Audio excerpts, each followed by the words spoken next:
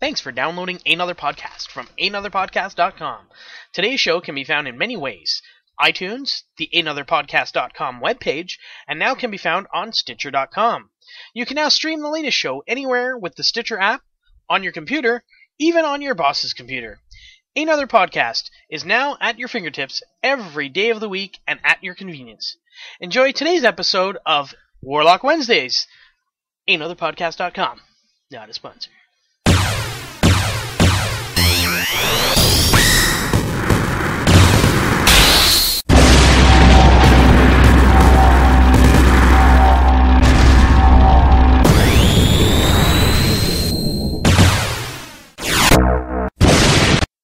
Hello and welcome to another Warlock Wednesdays. It is the Warlock Hour.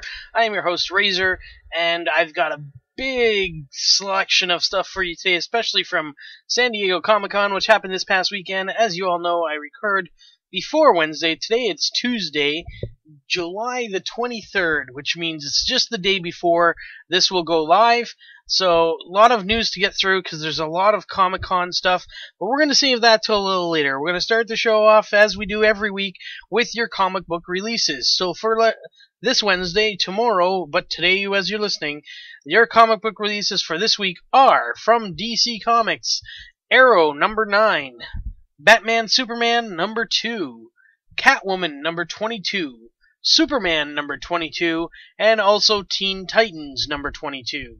From Marvel this week, Hawkeye Annual number 1, Superior Spider-Man number 14, Superior Spider-Man Team Up number 1, and this is an issue that looks like it's teaming up Superior Spider-Man with the Avengers in this case.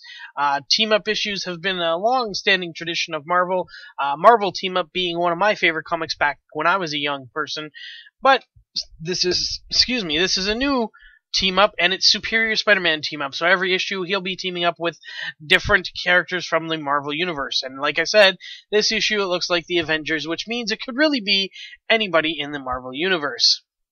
Also from Marvel, Uncanny Avengers number 10 and Wolverine number 7.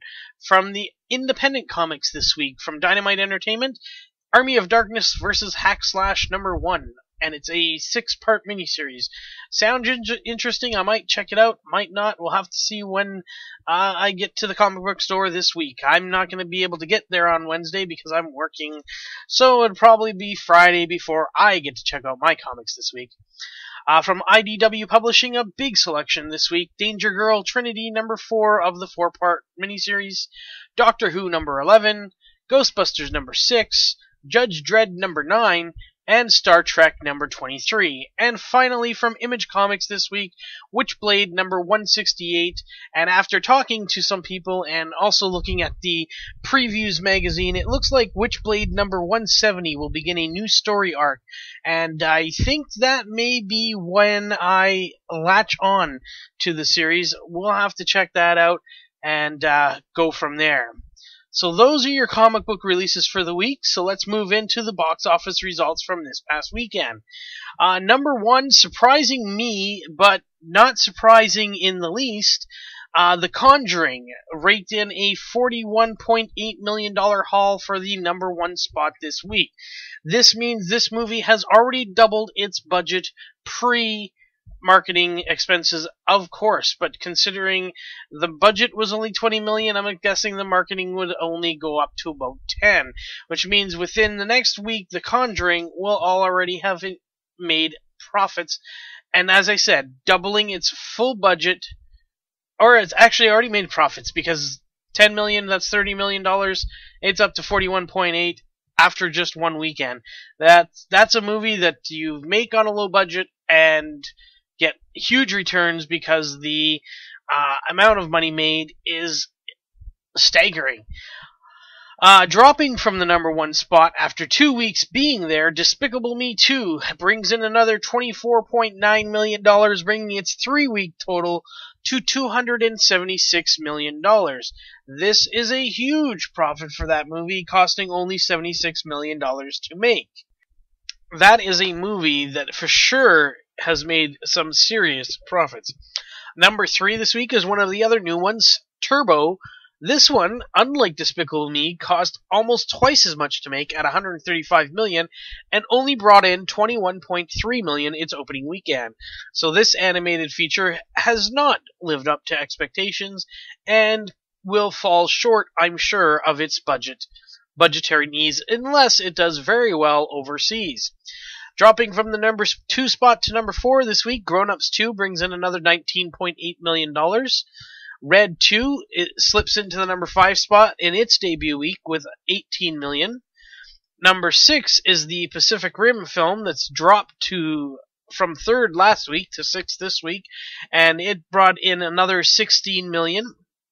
And R.I.P.D., the fourth new film to debut this week, brought in $12.6 million for the number 7 spot, and another film that's underperforming with a budget of $130 million, and an opening weekend take of only 12.6. The Heat still going strong, although it has dropped down to 8th spot this week, bringing in another $9.3 million. World War Z is in the 9th spot with $5.19 million, and in the 10th, rounding out the 10th spot, Monsters University with $5.12 million. And that, friends, is the top 10 for this week. And your new releases coming out this Friday. Of course, the big one this week is The Wolverine. Also, though, this week is The To-Do List.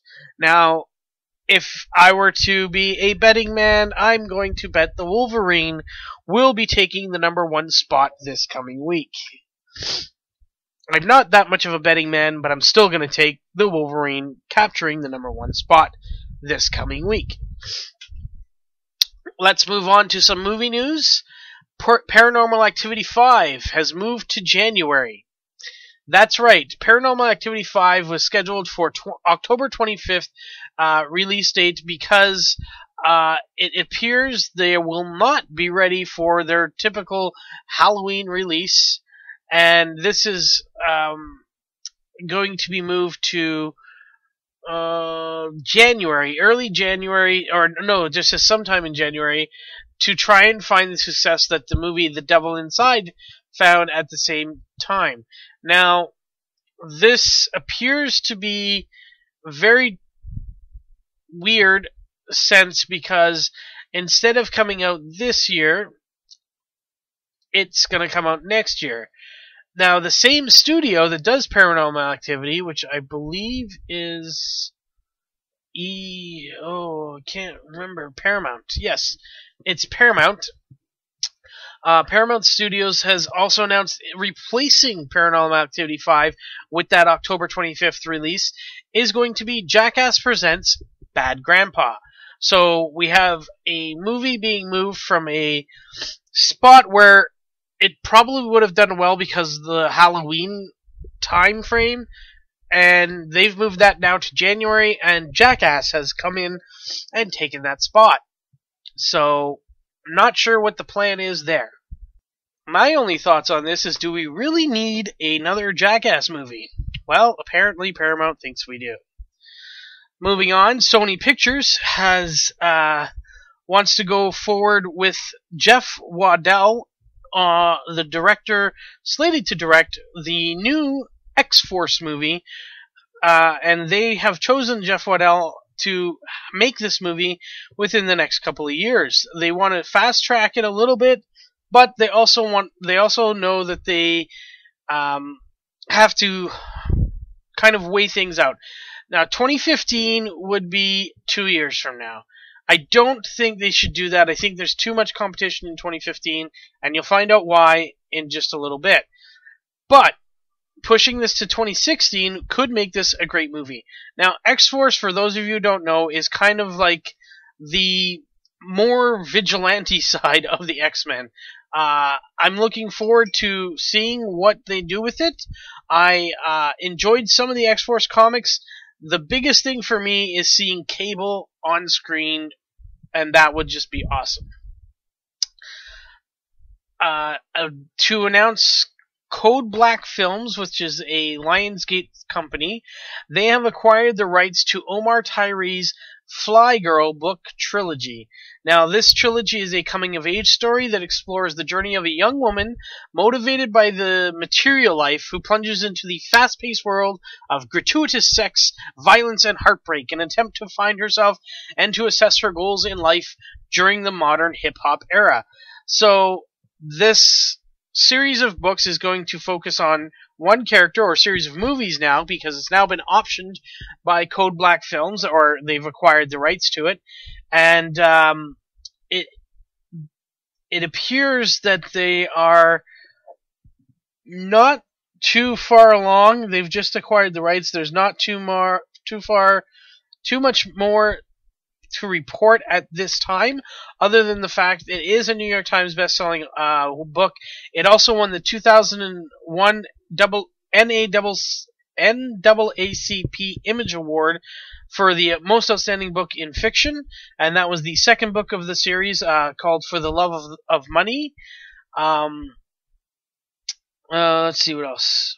The president of Code Black Films says, Omar Tyree has created a franchise with an incredible story that connects with audiences worldwide. Code Black is excited to have the film rights for these books, which have been a staple in the African American community for more than 20 years. We're thrilled to have the chance to finally bring these stories to screen. So that is something to look forward to in the future. This past week, Hugh Jackman gave some exclusive words of wisdom, so to speak, on X-Men Days of Future Past. For a long time, Marvel's series of books, the X-Men titles, they have been one of the most successful. And of course, 20th Century Fox got these rights, and they acquired, looks like, I think the year 2000 is when they acquired the rights. Or that was the first movie, so they probably acquired the rights before then, and that was when the first movie came out. One of course, the big stars was Hugh Jackman, who is now going to be playing the Wolverine. Well, during this past week, he was had an interview with ComingSoon.net, not a sponsor, and he had a few things to say. It has been phenomenal. He's just loving it. This is referring to Bryan Singer's return to the old crew. He says, I think all of the actors who were in it before just love being back together, and everyone is excited about it. It's a really great story, great concept, and in my position as Wolverine, I get to act with them all. I mean, it's truly one of the great ensembles I think ever put together, so I'm really having a great time.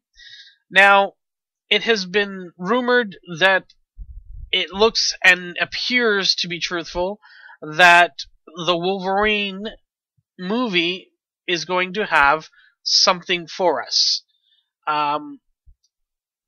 He said, fair to say there are a few differences and fans like that. Because this is Days of Future Past. Sorry, not the Wolverine. In still Days of Future Past, there is a comment about the Wolverine, but I'm just going to get back to that in a minute. In Days of Future Past, the rumor is that, and truthfully, it's not a rumor anymore, actually, it's been confirmed, that instead of Kitty Pryde going back in time, as what happens in the Uncanny X-Men numbers 141 and 142 of the two-part miniseries Days of Future Past in the comics, it will actually be Wolverine, or Hugh Jackman's character, that goes back in time, and that's why he's going to be interacting with all the cast ensemble, because he is the one being sent back. Now, he says it's fair to say that there are a few differences in fans like that. I don't think fans necessarily want the comic book lifted onto film. Now, I guess he hasn't spoken to a lot of fans, but it's true. Like, there's some things that you just can't translate cinematically. He goes on, you need to keep them guessing and keep them excited too, and also make it work in a filmic language, not just the comic book language. And that's something that I myself and other fans need to realize, that what's in the comics does not necessarily mean that's the way it's going to be on screen. If you start basing everything that's in comics and translating it to screen, it doesn't necessarily work. And storylines change on screen. They have to do many rewrites and many changes. Just think of any one of your favorite books that have been transformed into a movie. Do they keep all the things that's in the book in the movie? No, they can't. The movie would be 10 hours long. Look at the Lord of the Rings movies. They made 3 movies out of the 3 Lord of the Rings books, right? They condensed each book down to 1 movie. And now what are they doing? They're expanding The Hobbit, which is shorter than all 3 of those books. It's shorter than the shortest Lord of the Rings trilogy book, and yet they've spaced it out into 3 movies. So they're adding stuff. They're putting stuff in that's not in the book. They're adding a crap load of stuff into those movies because there just wasn't enough to fill 3 movies. There was barely enough to fill 1 movie, and they made 3 out of it. Now, take it the other way, and that's exactly what's happening. Comic books are short pages. Like the Days of Future Past is 2 comic books. Now, a comic book usually ranges in the page range from, I would say, about 24 to 32 pages. So you're looking at a maximum of 64 pages of comic books, where I would say, as having just reread it, a good percentage, probably good 40%, is pictures, not words. So it is hard to keep everything in, and it's hard to keep it exactly as it is. Plus, if you've already read it, you want to see something different on the big screen because it is different. And I'm definitely not disincluding, or how would I rephrase that? I'm definitely part of the fanboy culture, fangirl culture too. I'm not leaving out the women. I am definitely a nerd, a geek, what have you. But the thing is, not only do nerds and geeks, fanboys, fangirls need to relax, I need to relax. I got into an argument online yesterday that I'm going to get into later, but it was because I had a certain mentality about a certain situation, and I could not see past anything but my own opinion. And everybody has that, and that's why I do a podcast, because this is my opinion. And if you don't like it, I guess you could stop listening, but I hope you don't. I hope you'll listen to my opinion, and maybe say, huh, I hadn't thought of that before. Or, hey, that guy's a jackass. Who cares? This is my opinion. He can have his opinion, but whatever. It doesn't really matter. All I want to say more on this is that there's so much, and at first I was disappointed because initially Bryan Singer had said that Kitty Pryde was going to have a bigger part, and she still might, and I assumed that was because she was going to go back in time and be the bridge like she is in the comics. But apparently that bridge between the past and the present, it's going to be more than likely, well, it is confirmed that it is going to be Wolverine that goes back. So that's where that stands. Now, the one snippet that I read ahead on, and I'm going to read now, is he was also, of course, asked about the Wolverine, and he says, I know that you probably want to run straight to the bathroom once the credits start to roll at the end of the Wolverine. If you stay on after the credits, you get to see a nice little preview for Bryan's next film. So that's right, folks. Marvel continues its tradition of showing little snippets of information, a la the Thanos scene or the Shawarma scene from the Avengers, and stick around to the end, or at least for a while, till you see that little preview of what's up for Days of Future Past. Remember, the Wolverine hits theaters this Friday, so don't leave right at the end of the show. There's more to it. Moving on.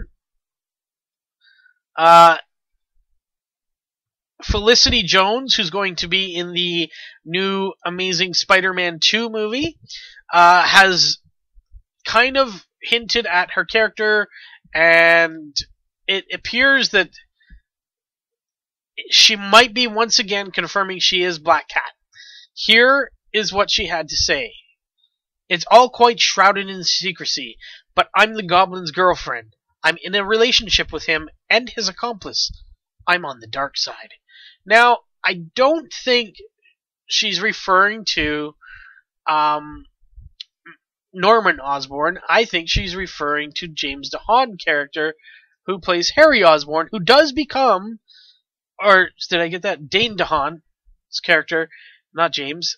I don't know where I got James DeHaan. Dane DeHaan's character, and we know that he's going to be taking up the Green Goblin mantle at some point in the series. This could mean that she is, in fact, playing Felicia Hardy, aka Black Cat. It's still rumors, it's still not confirmed, but it does sound to me like she will definitely be playing Black Cat in the Amazing Spider-Man franchise. Dan Brown's new book, Inferno, or newest book, Inferno, which is a continuation of the Da Vinci Code and Angels and Demons that have previously hit the big screen, is coming to the big screen. In fact, it's coming to the big screen December 18th, 2015. And yes, Mr. Tom Hanks himself will be returning to the role of Robert Langdon, and it appears it will also be directed once again.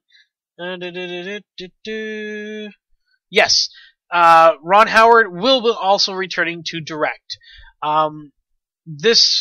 The official description of Inferno is, in the heart of Italy, Harvard professor of symbology, Robert Langdon is drawn into a harrowing world centered on one of history's most enduring and mysterious literary masterpieces, Dante's Inferno. Against this backdrop, Langdon battles a chilling adversary and grapples with an ingenious riddle that pulls him into a landscape of classic art, secret passageways, and futuristic science. Drawing from Dante's dark epic poem, Langdon races to find answers and decide whom to trust before the world is irrevocably altered. So that's the little synopsis. I haven't read this new book yet. I'm hoping to in the next little while. Well, probably a few months, but I'm hoping to read it. It's on my list, which is extremely long, but it is on the list. And but it is hitting screens in 2015, so I do have a deadline. I've got 2 years to read it.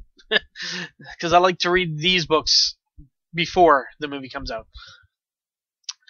Moving on, it appears confirmed that Peter Dinklage will be playing Bolivar Trask's, or is that his name? Well, he's playing Trask.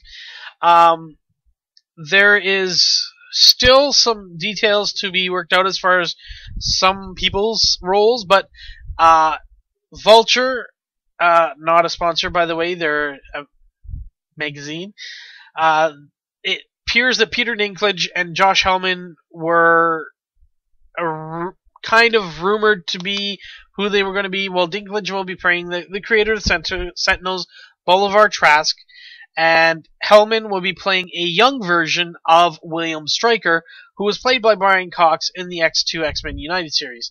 The quote from Vulture says, Ellen Page returns as Kitty from the Brett Ratner-directed X-Men The Last Stand, but this time she uses her powers to send Hugh Jackman's Wolverine back into the past, where he encounters the younger mutants played by James McAvoy, Jennifer Lawrence, and Michael Fassbender.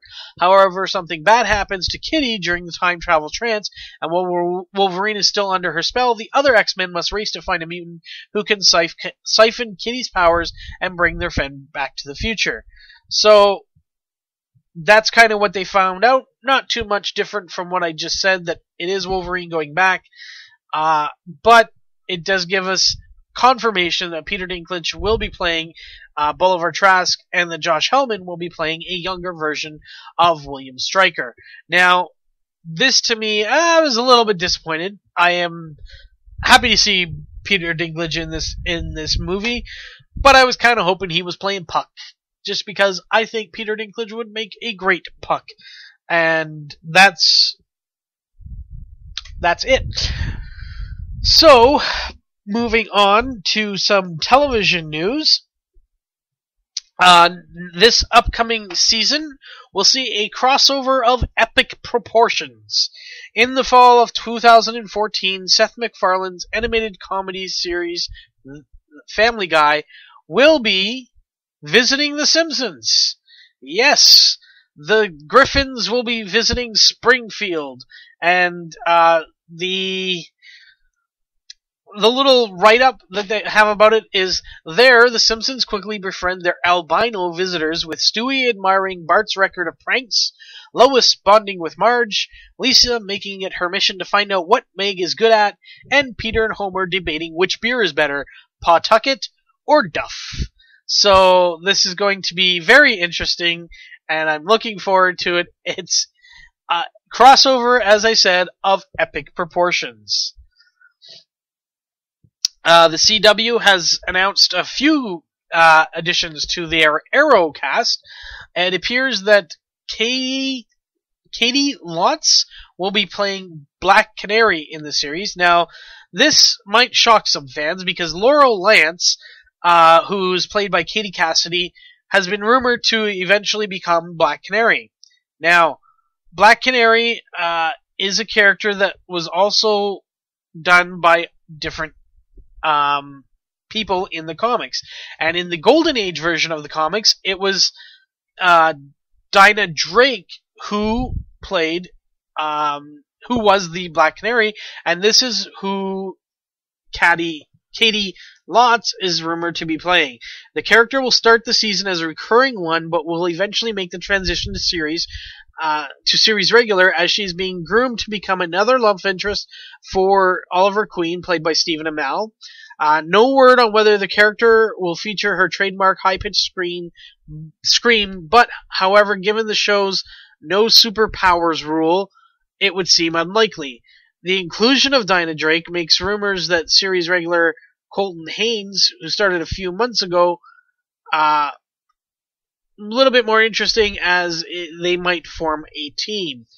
Not sure where this is going.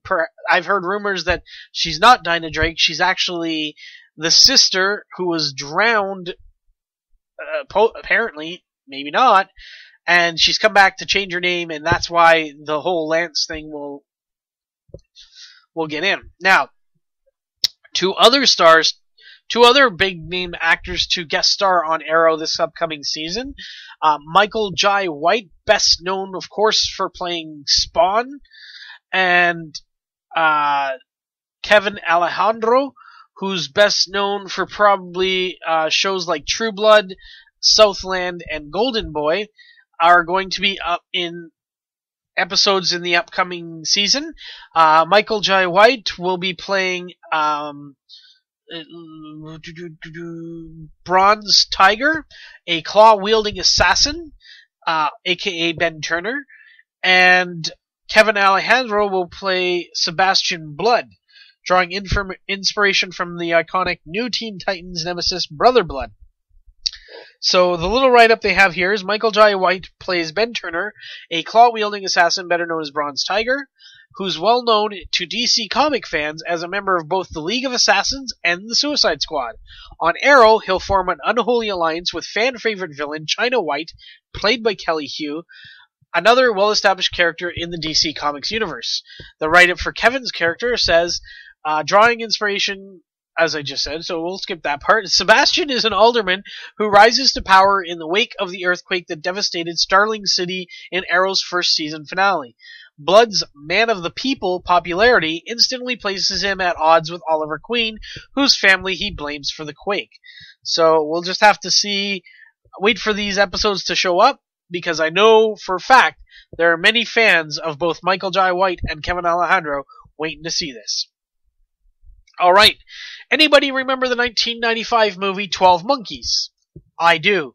I thought it was a brilliant piece of cinematic movie history, and apparently so did the makers over at Sci-Fi, because Sci-Fi has now decided to try and get a 12 Monkeys television show heading to small screens near you.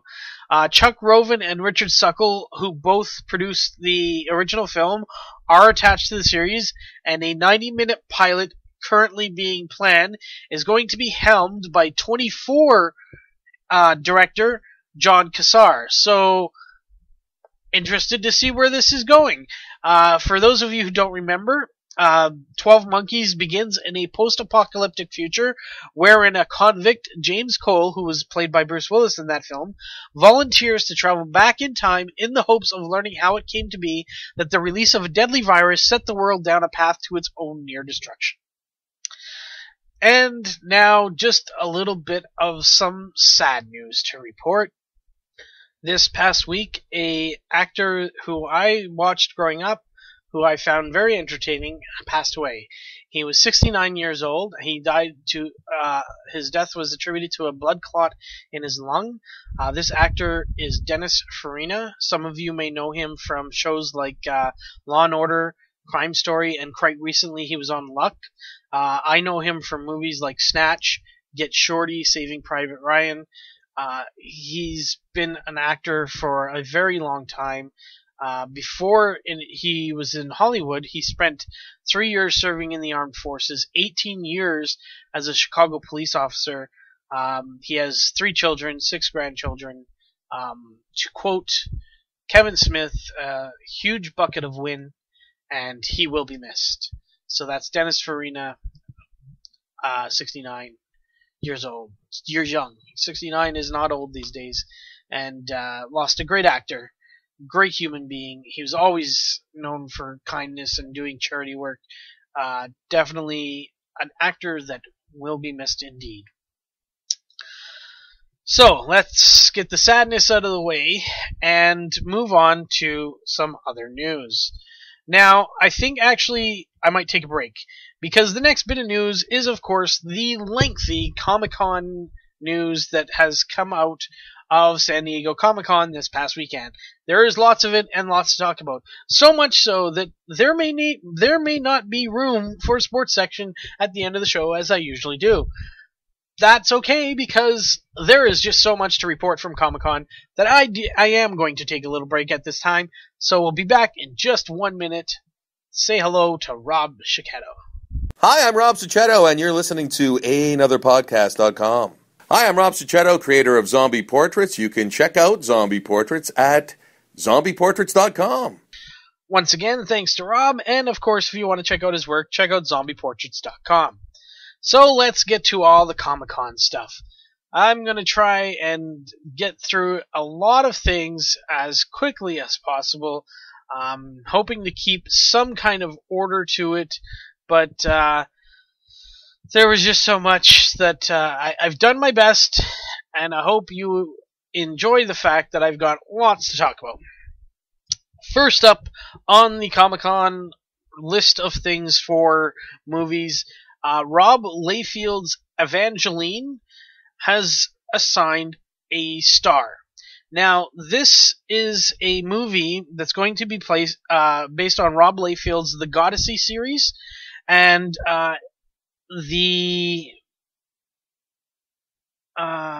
trying to find the company.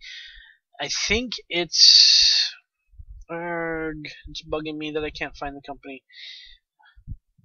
Well, no matter, can't find the company. It looks like, anyways, that Gina Carano will be signed on to play the character of Evangeline in the upcoming movies, which it looks like they want her to be a character much like in an ongoing series. They basically want her to kind of recreate the Underworld franchise, in a sense.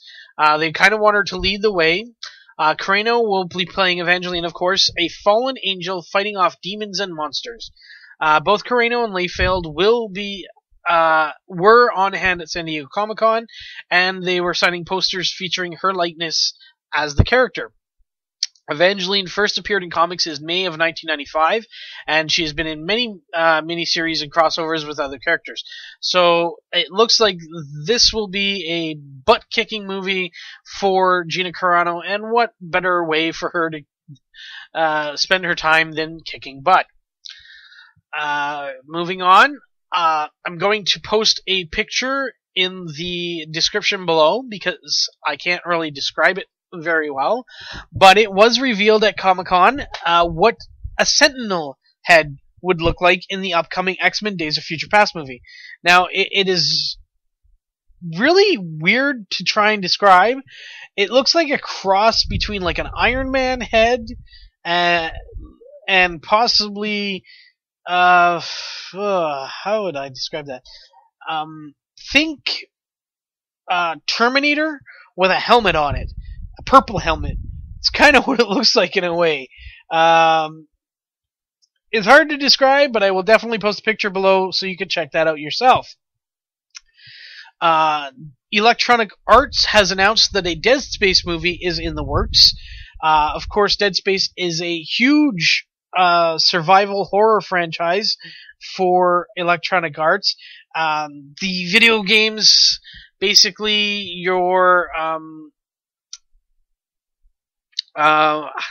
well, to be honest, I've never played the video games. But basically, it's kind of like a cross between Event Horizon and Alien, but more. It's hard to describe it when I haven't played it. However, I will say this.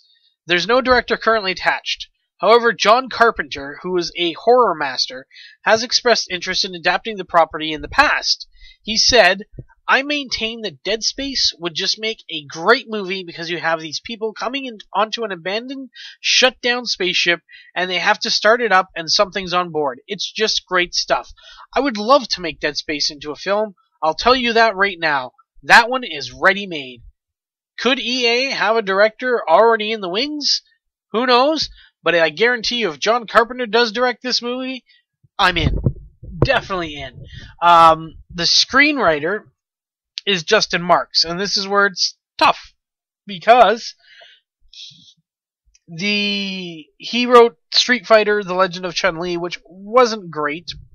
However, Neil Moritz is on board as a producer, and he's done some great work. So this movie could be huge, and like I said, John Carpenter gets on board, I'm all over this. But it could also be a huge flop. So we'll have to see where Electronic Arts goes from there. Moving on, Amazing Spider-Man 2, coincidentally enough, will definitely set up the next two movies very well. Question asked was, when the sequels were announced, was it harder to keep the movie contained rather than just waiting for the next sequel? Mark Webb responded, "The universe we had conceived of began before we started shooting the first movie. There were seeds that had developed around us, but the primary focus was executing this movie as best as we all could. Contained is an interesting word. There is a hugeness of scale to this movie. The ensemble is pretty extraordinary. There is a simple unifying theme that is at the heart of the film that will be very impactful. It was fun to tease out little bits of pieces of other characters, and if you pay attention in this next movie, you'll see other things that might be in store for us in the future." Next question right after that was, "Mark, you touched on this earlier, but could you elaborate on what you are laying down the foundation for in this movie that we will see in subsequent movies?" Webb responded, "You'll have to wait and see." Now, sidebar, wait and see is something I myself have said so many times recently, because my girlfriend and I, living 3,000 miles apart, it's a lot of wait and see how things go. So wait and see, I'm good at that. Okay, sidebar over. We really want to be protective of the plot of the movie. We want to protect the enjoyment that people should have when they walk into a theater and experience the movie for the first time. That's a really fun thing to do. So rather than being coy and dodgy, that's really what our intention is. There's a lot of thought and a lot of consideration, a lot of detail work, and a lot of meetings behind closed doors about how the universe unfolds. But we are going to be very protective of how we reveal that information. So, folks, basically what he's saying is he's going to tell you nothing about the third and fourth movies. However, if you pay close attention to Amazing Spider-Man 2, you will catch snippets and bits and pieces that will definitely prepare you, or possibly hint at what is in store in the future movies. Man of Steel 2, the sequel, was announced at the Warner Brothers panel. Now, there is a accompanying video, and I'm going to link it in the description below, because unfortunately the quote on this article that I found does not have what was said before. So, I'm going to preface this by saying, when you hear the quote, do not think for a split second of anything that this is what they're doing. However, they had Mr. Zack Snyder on stage, and he introduced an actor that played in the Man of Steel movie. And that actor was Harry Lennix. Harry Lennix walked up to the stage and simply read, "I want you to remember, Clark, in all the years to come, in all your private moments, I want you to remember my hand at your throat. I want you to remember the one man who beat you."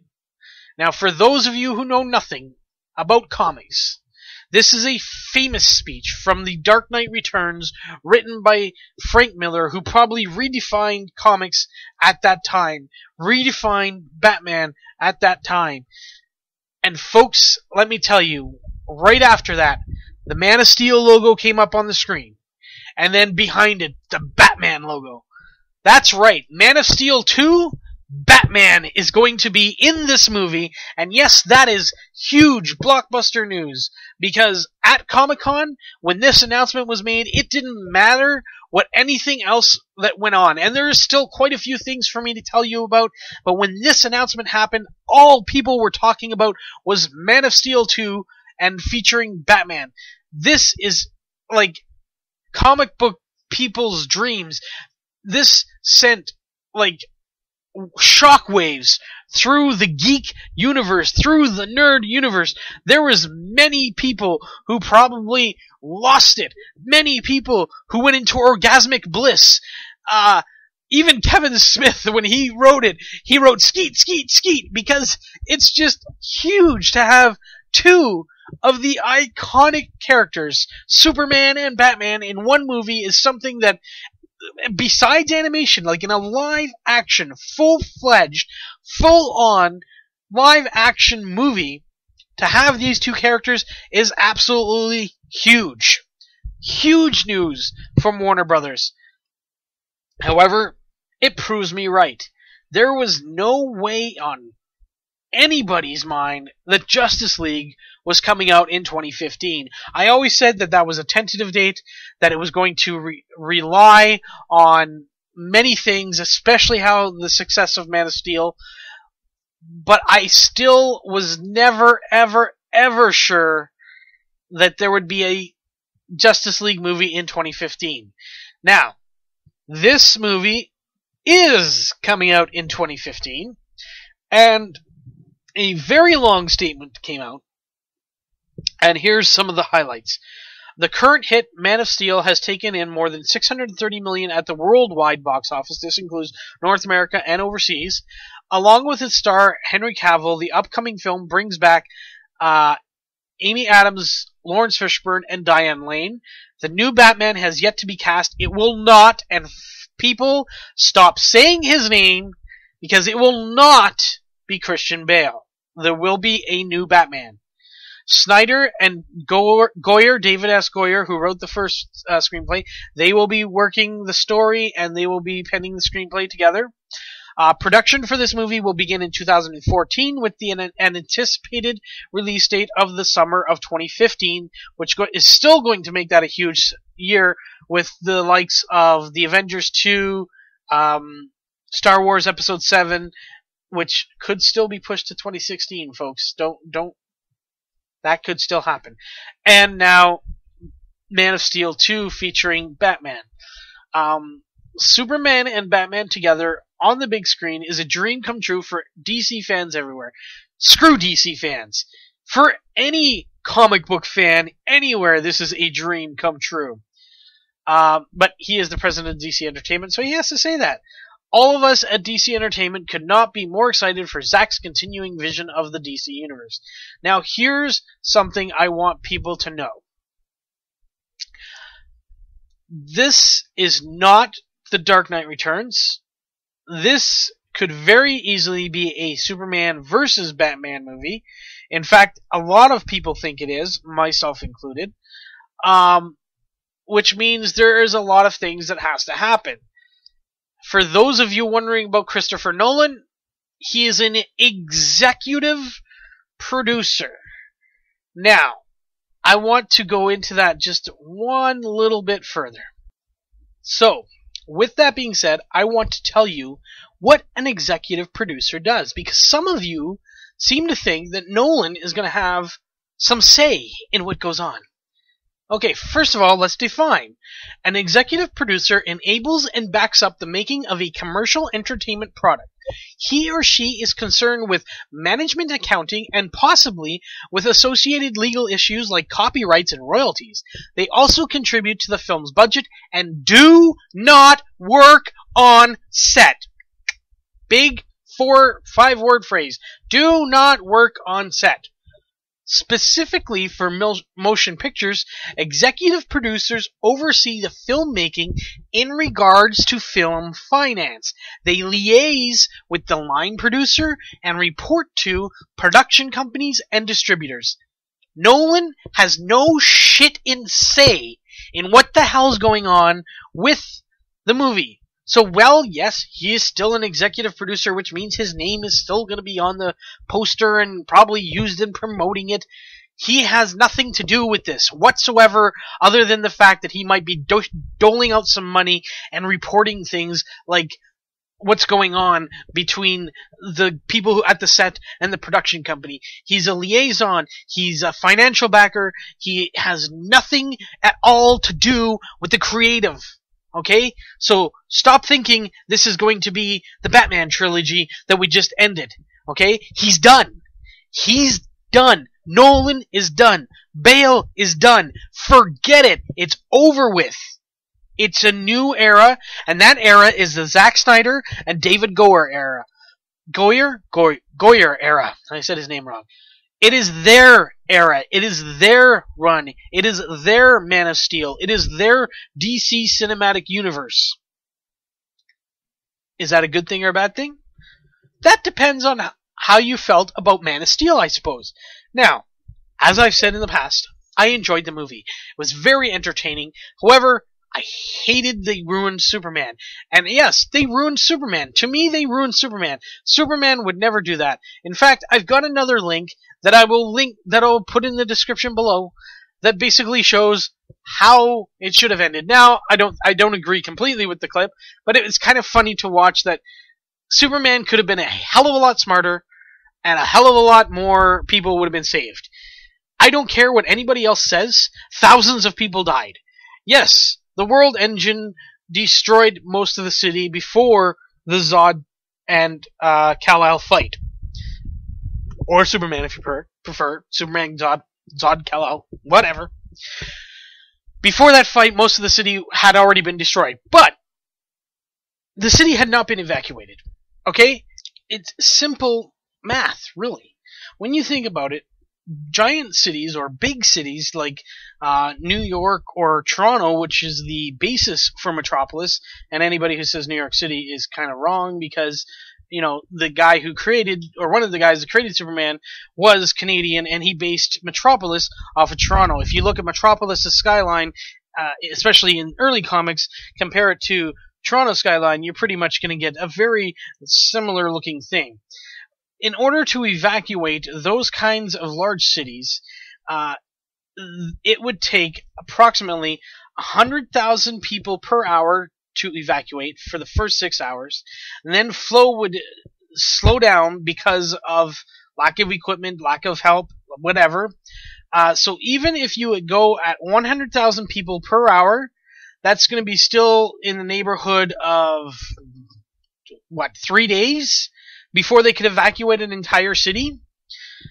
And yes, as I said earlier, the World Engine did destroy a lot. And that's still to blame on Superman as well, because as you'll see in the how it should have ended thing, he could have prevented the whole damn thing to begin with. Anyways, the Washington Post, not a sponsor, came up with a estimate of the deaths in that final battle. 129,000 confirmed dead, 250,000 missing, 1 million injured. Comparing its impact to the Nagasaki nuclear blast, the damages $750 billion in physical damage, and that is just hugely insane. Like, seriously, the end of Man of Steel was just so much killing by Superman. There was no way that city was evacuated, and the proof is in the pudding, as they say. First of all, they didn't have time. That world engine started blasting things and destroying things. They didn't have time to evacuate. They didn't know Zod was evil until the last possible second, which seems to me very stupid, but that's the way it went. So, yes, a lot of damage was done by the world engine, but they were not evacuated. There were still people there. Proof? All the people running in the streets. Look again at the scenes, my friends. You can see scenes where they're flying over cars and stuff, and there's people walking and running around. There's scenes where they're crashing through buildings, and again, on the streets, you see people walking and running around. Now, a friend of mine said they only knocked down 3 buildings. 3 giant skyscrapers, I can't speak. 3 giant skyscrapers crashed into streets flooded with people. People were killed because of this fight. And it's crazy. You know, this all could have been prevented. Superman did not have proper morals. The morals that he should have had from his parents, who they made Jonathan Kent a dickhead by saying, let the kids die. You should have let them die. Then your secret wouldn't be revealed. Let me die. You could have saved me. No, just stand there and watch me get taken away by a tornado. No, your secret's too important. Well, almost everybody in the freaking movie knew his secret! Stupid! They turned Jonathan Kent into a dick. They destroyed an entire city almost. They killed, according to the Washington Post, 129,000 people. Superman's a murderer. More proof that there was people in the city. The whole Daily Planet was still in the city. They almost got killed. Almost got crushed by one of those buildings. Jenny Olsen was even trapped underneath part of the building. And then, to top it all off, if they had evacuated, as some people postulate, why was there a family of 4 for Zod to threaten at the end to begin with? Why? Because they hadn't evacuated, and all those people died, and honestly, what would be 4 more? But, no, Superman snaps his neck. That's it for Zod. He lets out a scream. Maybe he should have been screaming the whole time for the other 129,000 people that he let die. No. Instead, he kills Zod. 129,000 people dead. He saved 4. Million injured. Billions of dollars worth of damage. Yeah. I think we're ready for Man of Steel 2. That's Zack Snyder's world. So now they're going to go destroy Gotham. Okay. Right then. Moving on. So, X-Force.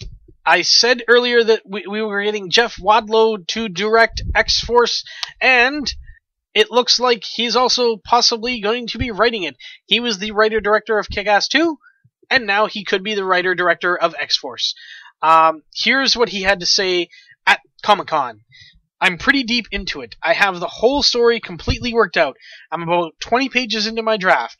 If I wasn't promoting Kick-Ass, I would probably have a draft already, but Kick-Ass is going to slow me down just a little. Again, he was asked about Cable, because Cable is kind of the leader here. Here's the thing. I love the current run of Uncanny X-Force. I love the classic run. Part of my take was addressing this idea that X-Force can be many different things, and that's what got the studio excited. I think the fans will be excited too. Now, as I said earlier, this is kind of the more aggressive counterpart to the X-Men. X-Force was originally launched back in the early 90s by Layfield and Fabian Nicieza, and the original team consisted of Cable, Cannonball, Domino, Warpath, and Deadpool. Now, other than Deadpool, I would love to see all those people in it. The only reason I say other than Deadpool is because I want Deadpool to have his own movie first. So maybe we throw somebody else in there before we get a Deadpool movie, then maybe throw him in X-Force 2 or something like that. But if this is the only way we're going to get Deadpool, then Ryan Reynolds would have to play Deadpool. However, if he wants to combine the old with the new, well, I'm not too sure how that's going to work, but apparently he is. So we'll just have to see how he does. I loved the first Kick-Ass movie. I'm looking forward to Kick-Ass 2, so I'm hoping that he definitely comes up with something great for X-Force. Now, my next bit, unfortunately, has no video. And the reason why it has no video is because the people that are involved in making this didn't want any videos leaked out there, and so this video was only seen at Comic-Con. And there was footage from Legendary Pictures, Warner Brothers Pictures, in Hall H, about a little movie called Warcraft. World of Warcraft, the movie, simply titled Warcraft. Now, here is a description of what the trailer, or what the footage showed, as according to Silas Lesnick. Okay? This is a writer for ComingSoon.net, not a sponsor. He says, a strange alien desert with a growing green sky. A storm is coming in. A knight is standing there. He draws his sword. There's a discarded suit of armor. He takes the shield from a skeleton. It's World of Warcraft. He's gearing up. Creatures are coming over the hills. We follow a camera on an orc as it moves to take moving faster and faster. Just as the orc's blades come down, it cuts to the logo. Warcraft. Now, he did add in the blog, it says, it looks great, very gritty and realistic.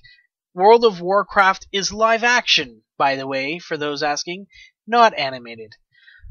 Duncan Jones then came out briefly, and after asking if he could get something out of his system, he screamed like a fanboy and said, I know how lucky I am, and I'm so excited to do it. Excuse me. He also mentioned that the footage shown was a mood piece, with official shooting starting early next year.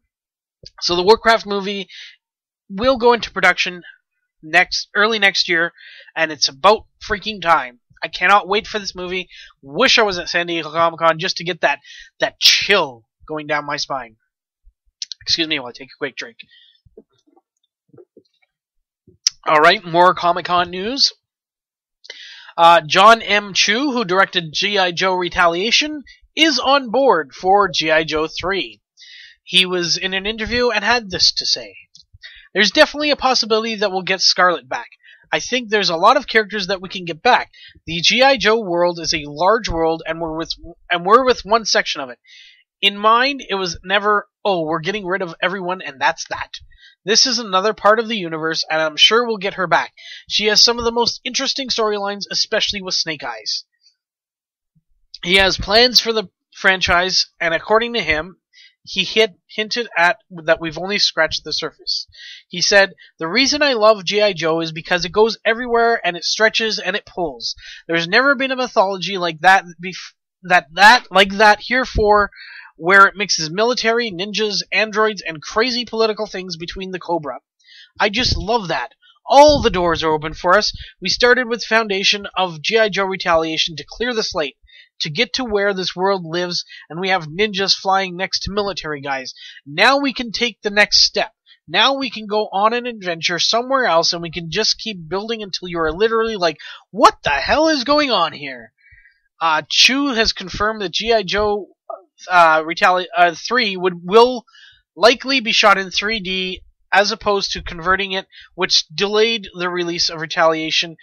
They say by 8 months, but that's not entirely true. As we know, there was added scenes put in of Channing Tatum, and that's also which delayed it. So the added scenes, the 3D conversion, so that's that. The third film does not have a release date currently.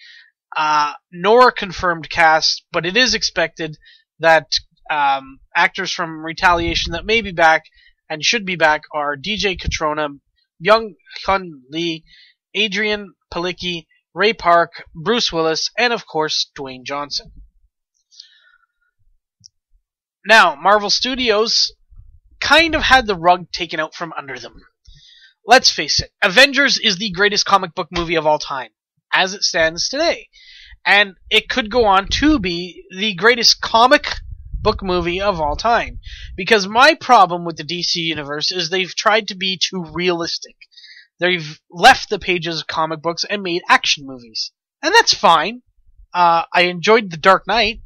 Batman Begins was pretty good. Dark Knight Rises, not so much. Man of Steel, not so much. Again, both movies that I enjoyed, but both those movies left me with a sour taste in my mouth, let's just say. So Marvel, coming into their panel, basically took a knockout punch. If this was a one-round fight, DC appears to have won with their announcement. Announcements don't always mean they're going to win. And the reason I say this is because DC's announcement of putting Batman and Superman in a movie, again, as I said, was the talk of the con. It was the huge news out of all of Comic-Con. Doesn't matter what else was announced, doesn't matter where your loyalties lie, that's huge news. Well, Marvel had news of their own. Marvel released their title for the Avengers 2, and it will be Avengers Age of Ultron. Now, I know what you're thinking, especially if you've been reading comic books. No, it has nothing to do with the recent miniseries Age of Ultron that Marvel now released. Nothing to do with it at all, other than the fact that Ultron, one of the Avengers' fiercest enemies, will be in the movie. Now, there are many videos that you can check out. I am going to link the article because there's so many videos that there's just too much to get into. But here's what I'm going to say. Unfortunately, Joss Whedon has confirmed that Hank Pym will not be in the movie, and in fact, he will, unfortunately for a lot of fans, not be the creator of Ultron. He said a current member of the Avengers will be the creator, which leads me to believe it can only be one man, and that is Tony Stark. Now, here's what Joss had to say, and this is after the release of the things. Okay? A lot of people, because we called it Age of Ultron, and there was a book called Age of Ultron recently, assumed that that was the storyline we were doing, which is not the case. We're doing our own version of the origin story of Ultron. The other thing is, in the origin story, there was Hank Pym, so a lot of people assumed he was going to be in the mix. But he's not, because we're basically taking the things from the comics for the movies that we need and can use. A lot of stuff has to fall by the wayside. Ultron was their chief villain when I read the book. He has been the Avengers villain for so long, I was amazed anybody was surprised it was going to be him in a movie. But we're sort of crafting our own version of it, where his origin comes more from the Avengers that we already know about. Since before I even took the job of making the first one, I thought, well, I don't know if I want to make this movie, but the second one should have Ultron in it. He was asked what the difference from the first movie would be. He said, it's a little bit darker than the other film because Ultron is in the house. There's a science fiction element that I think is a little bit stronger than the other film. Getting the team together was so rousing, but seriously, keeping them together is a completely different problem. Ultron is definitely somebody who evolves, so we're going to get a couple of iterations. It's going to be cool. He says, in the Avengers 2, it's very much a global Avengers. A lot of the movie has to do with their place not only in America, but in the world. And then he said, part of the fun for me, definitely this time around, is writing Hawkeye. Because he did get possessed pretty early by a bad guy, and sort of had to walk around scowly for most of the movie last time. So now it's nice to actually have the character there, and really see him interact with the other guys. He said he was asked when production would begin, and he said End of February, beginning of March, we'll begin shooting in London. London will be the base for Avengers 2 as far as the filming is concerned. Now, linking with that, I found something else, and I can't find it anymore. But basically, what was said was that Pym obviously will not be a part of it. However, I'm going to try and find the article just because it's now irking me that I can't remember exact words. But basically, I know a lot of people are going to be upset that Pym's not going to be creating Ultron. I believe that is one aspect they still could have kept as part of the movie and not had him in the movie per se. They could have used it in a different way, where Ultron just attacks. They don't have to show that that he's the creator. They don't they have to show how he's created. They could show him attacking. They could show him evolving, and then it could be revealed later on that he was the creator, and that, in my opinion, could have worked. However, here's the thing, and I just found it. Okay. There is a certain underlying view of Ultron. Okay? And Ultron is more than likely going to be created by Tony Stark, aka Iron Man. Alright? So, let's look at this.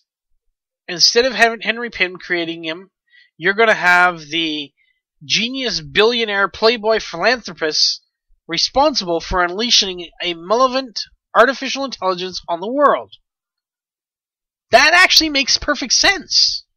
To have a genius billionaire playboy philanthropist like Tony Stark create something that is going to exact revenge on the world and change the world so dramatically.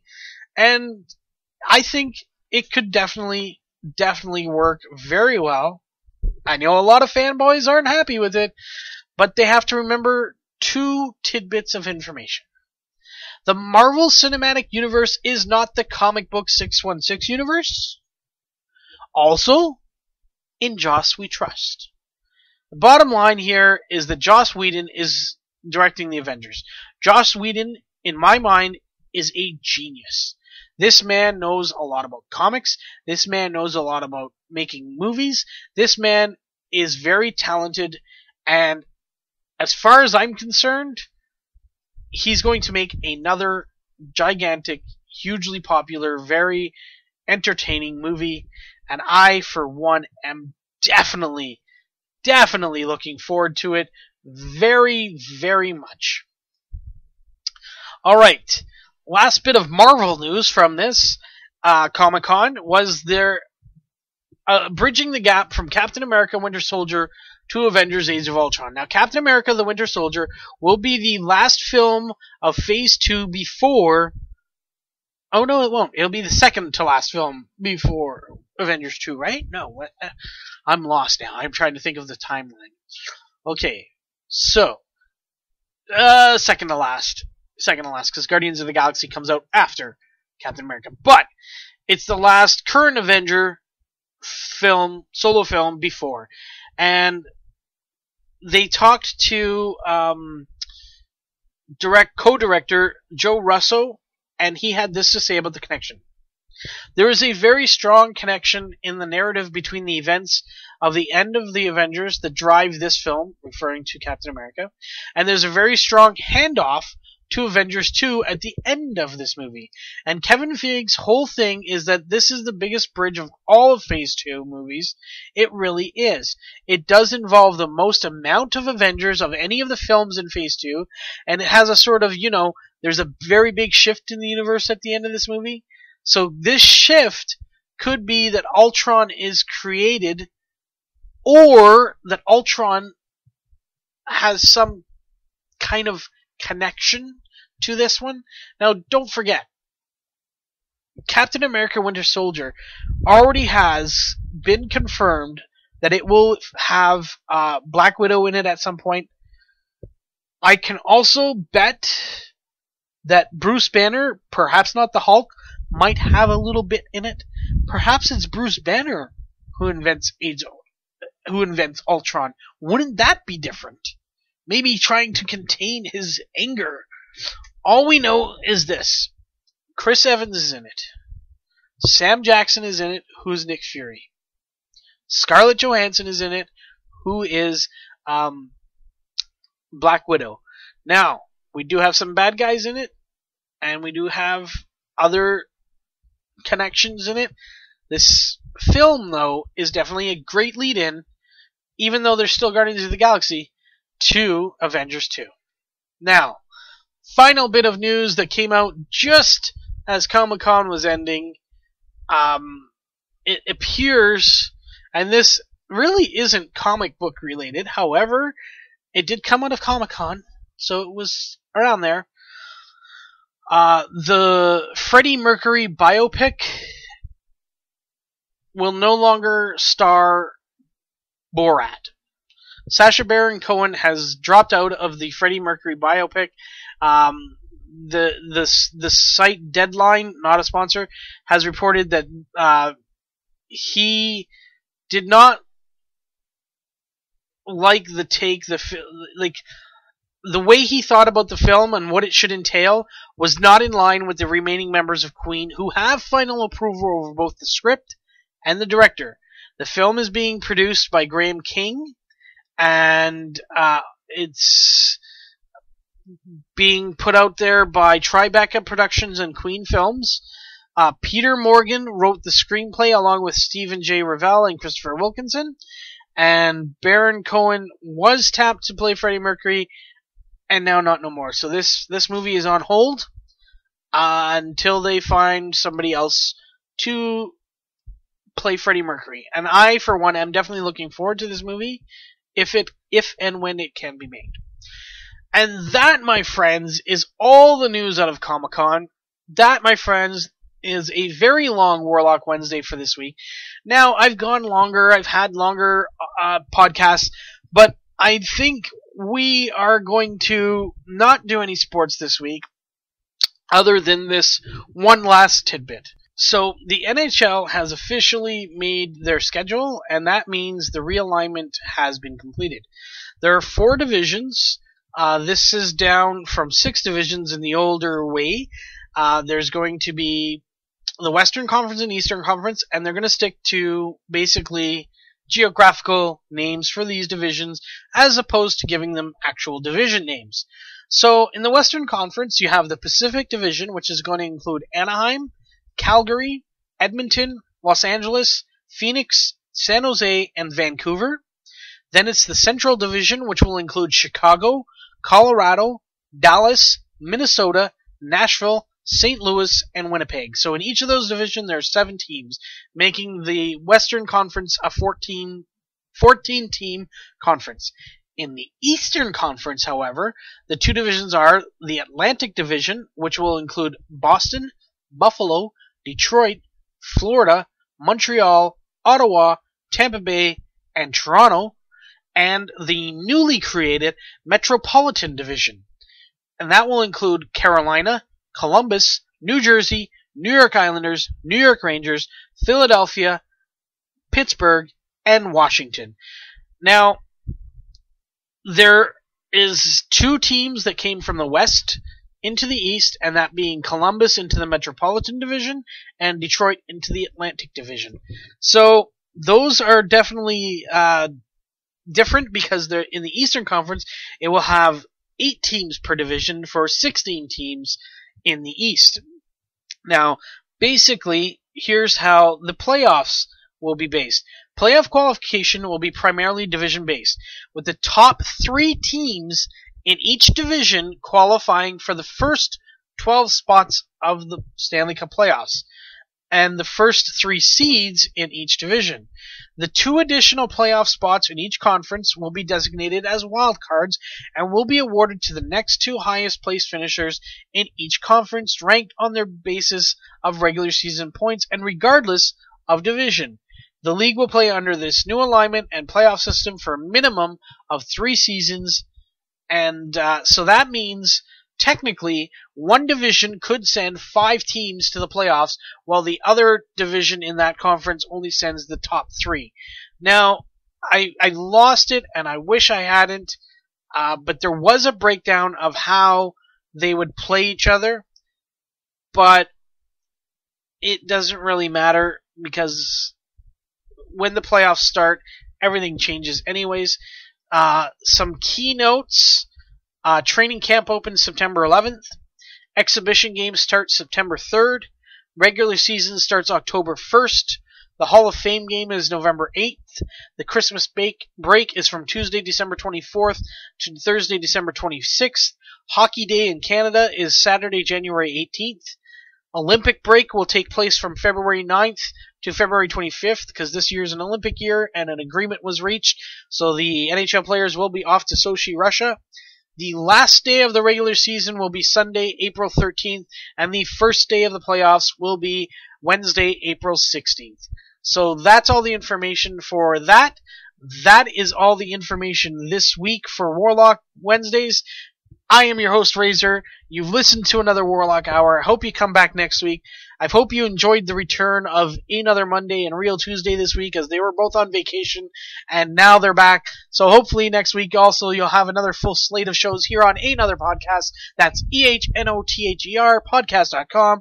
You can also find us on iTunes and Stitcher.com. And that's it. I'm out. Have a good one. Thanks for listening to Ehnother Podcast from Ehnotherpodcast.com. Don't forget to go on iTunes and or download right from Ehnotherpodcast.com. That's EHNOTHER podcast.com.